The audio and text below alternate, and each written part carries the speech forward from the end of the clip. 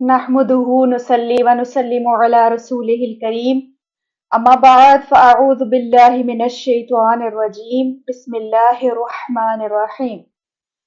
नबी करीम सल्लल्लाहु अलैहि वसल्लम ने इरशाद फरमाया, तुम में से बेहतरीन शख्स वो है जो खुद कुरान सीखे और दूसरों को सिखाए। कुरान एक बहुत कीमती खजाना है और इसका असल सुरूर उस वक्त आता है जिस वक्त हमें समझ में आता है। कुरान को पढ़ना और उसकी समझ में आना बहुत बड़ी सादत है। तो आइए इस सफ़र में मिलकर एक दूसरे के साथ चलते हैं और इस सफ़र का आगाज़ करते हैं जिसमें हम कुरान को सीखेंगे और किताबुल्लाह से जुड़कर अपनी दुनिया और आखिरत दोनों को संवारेंगे इंशाअल्लाहुल अज़ीज़। आज हम सूरह फातिहा की तर्जुमा और तफसीर को समझने की भरपूर कोशिश करेंगे इंशाअल्लाह। तो अल्लाह रब्बुल इज़्ज़त ने सूरह फातिहा में इरशाद फरमाया, अल्हम्दुलिल्लाहि रब्बिल आलमीन। अल्हम्द तमाम तारीफें लिल्लाही अल्लाह ही के लिए हैं। रब्बिल आलमीन जो तमाम जहानों का रब है। हर नेमत और एहसान दर हकीकत अल्लाह ही की करम नवाजी है, उसी की मेहरबानी है। इसीलिए सबसे पहले और सबसे ज्यादा अल्लाह रब्बुल इज़्ज़त ही का शुक्र अदा किया जाए। यहाँ तक कि किसी इनाम देने वाले और एहसान करने वाले की तारीफ करने और उसका शुक्र अदा करने से पहले अल्लाह ताला की हम्द की जाए और उसका शुक्र अदा किया जाए। क्योंकि हम लोग अगर सारी जिंदगी भी अल्लाह का शुक्र अदा करें तो इसके बावजूद भी हम उसकी किसी एक नेमत पर शुक्र अदा करने का हक अदा नहीं कर सकते। हुजूर अलैहिस्सलातु वस्सलाम से बढ़कर अल्लाह की ज़ातो सिफ़ात को जानने वाला, उसकी हम्दो सना में मसरूफ़ रहने वाला भला और कौन हो सकता है। इसके बावजूद आप अलैहिस्सलातु वस्सलाम बारगाह इलाही में ये अर्ज़ करते कि मैं तेरी ऐसी सना न कर सका जैसी सना तू खुद अपनी करता है।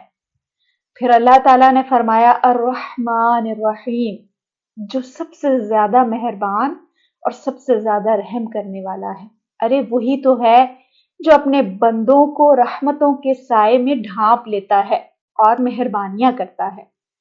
अल्लाह रब्बुल इज़्ज़त ने तो खुद फरमाया कि मेरी रहमत मेरे गजब पर गालिब है। फिर अल्लाह ने फरमाया मालिक यौमिद्दीन, जो कि मालिक है रोजे जजा यानी क़यामत के दिन का, सिर्फ अल्लाह है। अब समझ लें कि कोई इंसान चाहे जितनी मर्जी ज्यादती कर ले, कुछ भी करे, लेकिन हिसाब का दिन जरूर आएगा। हर एक को उसके अमल का बदला जरूर मिलेगा। इसलिए डरें, कभी किसी के साथ ज्यादती ना करें। हर एक के साथ मोहब्बत से पेश आइए। फिर अल्लाह ताला ने फरमाया इय्याका नअबुदु, कि हम सिर्फ तेरी ही इबादत करते हैं।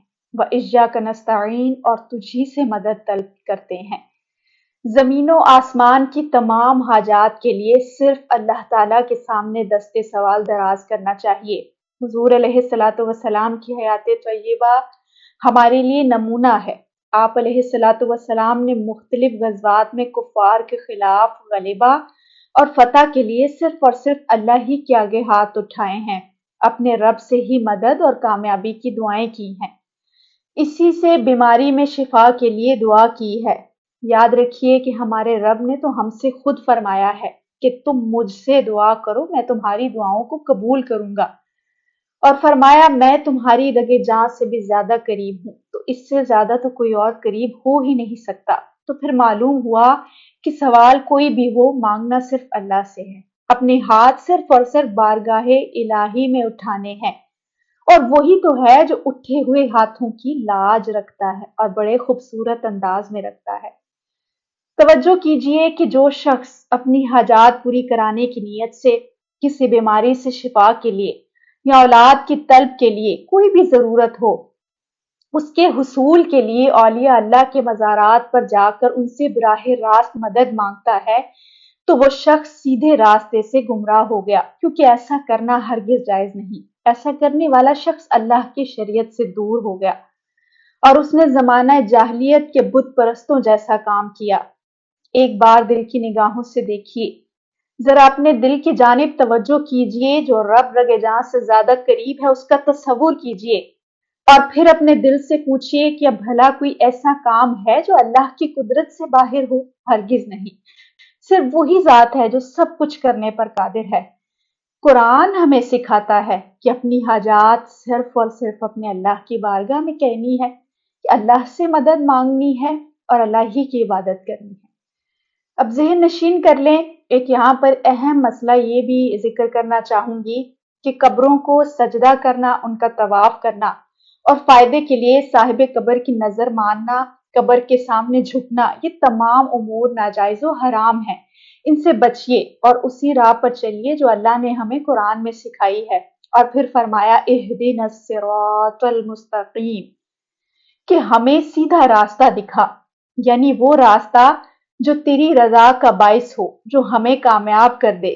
شریعت میں صراط مستقیم سے مراد وہ عقائد ہیں جو سعادت دارین تک پہنچاتے ہیں، یعنی وہ دین اسلام جس کو دے کر تمام انبیاء اور رسول کو مبعوث کیا گیا، اور ان تمام کی نبوت اور رسالت کو حضور علیہ الصلاۃ والسلام کی نبوت اور رسالت پر ختم کر دیا گیا۔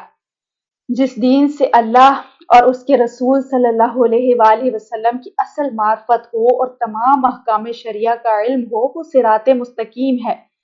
اور عوام مسلمین میں اس کا مطلب یہ بھی ہے کہ اپنے رب کے ہر حکم کو ماننا، اس پر عمل کرنا اور اس کام سے رکنا جس سے اللہ نے منع کر دیا۔ صراط الذین، ان لوگوں کا راستہ، انعمت علیہم، جن پر تو نے انعام کیا، غیر المغضوب علیہم، ان کا نہیں جن پر غضب کیا گیا، ولا الضالین، اور نہ ہی گمراہوں کا۔ یعنی اے اللہ، ہمیں ہدایت یافتہ لوگوں کی راہ پر چلا جنہوں نے تیرا دین اپنایا، نہ کہ ان لوگوں کی راہ پر جو ضدی اور نافرمان اور گمراہ ہو گئے۔ اللہ رب العزت ہمیں صحیح معنوں میں قرآن کو سیکھنے اور اس پر عمل کرنے اور اسے دوسروں تک پہنچانے کی توفیق عطا کرے۔ اللہم آمین، وما علیہ الا البلاغ۔